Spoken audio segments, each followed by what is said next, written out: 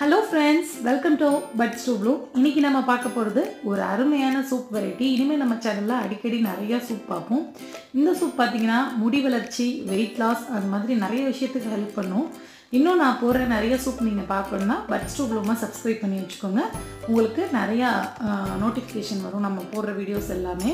முதல்ல ஒரு pressure cooker எடுத்துக்கோங்க. அதுல ஒரு 3 பூண்டு பல் போட்டுக்கோங்க. போட்டுட்டு 7 to 8 சின்ன வெங்காயத்தை குறுக்க ரெண்டு ரெண்டா நறுக்கி சேர்த்துக்கோங்க. ஒரு பச்சை மிளகாவை பாதியா கட் பண்ணி போடுங்க. இன்னைக்கு நான் என்ன எடுத்துர்க்கேன்னா முருங்கைக்கீரை எடுத்துர்க்கேன். சோ முருங்கைக்கீரையை ஃபர்ஸ்ட் போட்டுட்டு நல்லா அதுல உங்களுக்கு எவ்வளவு தண்ணி தேவையோ அந்த அளவுக்கு ஊத்திக்கோங்க. நான் 2 கை அளவு முருங்கைக்கீரைக்கு 2 டம்ளர் தண்ணி ஊத்தி 5 விசில் வேக விட்டுருங்க. உப்பு போடல. வெந்ததுக்கு அப்புறம் இந்த மாதிரி தான் இருக்கும். இப்போ இந்த மாதிரி ஒரு கரண்டி எடுத்து நல்லா மசிச்சு விடுங்க. பச்சை மிளகாய் காரம் போக கூடாதுன்னா பச்சை மிளகாயை எடுத்துட்டு மசிங்க. ஏன்னா ரொம்ப காரமாயிடுச்சுன்னா பசங்க சாப்பிட மாட்டாங்க.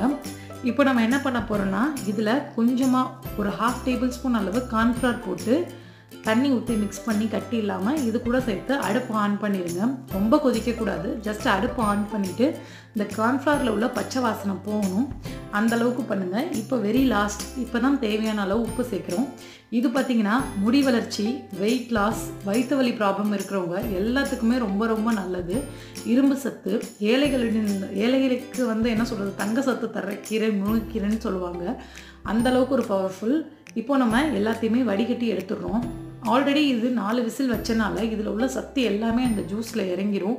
நீங்கள் கேட்கலாம் இந்த மாதிரி கீரையை வடிகட்டுறனால எங்களுக்கு சத்து போயிடும்னு. நம்ம கீரையை வடிகட்டினாலும் அதை அந்த அளவுக்கு போட்டு மேஷ் பண்ணி அதில் உள்ள எல்லா எசன்ஸையும் எடுத்துடுறோம். இதில் இப்போ எந்த அளவு சத்து கிடையாது. ஃபுல்லாத்தையுமே நம்ம கீரைக்கு எடுத்துட்டோம். அந்த கீரையோட எல்லாமே அந்த சார்லே வந்துருச்சு. உங்களுக்கு இன்னும் கொஞ்சம் இதாக இருக்குது டவுட்டாக இருந்துச்சுன்னா கொஞ்சமாக அந்த கீரையோட அந்த இதை கடைஞ்சதே எடுத்து இதில் சேர்த்துக்கோங்க.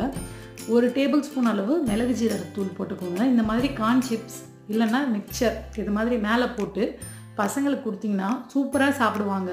கட்டாயம் டேஸ்ட்டே வேறு மாதிரி இருக்கும். முருங்கைக்கீரை மாதிரியே இருக்காது. கட்டாயம் எல்லாருமே விரும்பி சாப்பிடுவாங்க. செஞ்சு பார்த்துட்டு எப்படி இருந்துச்சுன்னு சொல்லுங்கள்.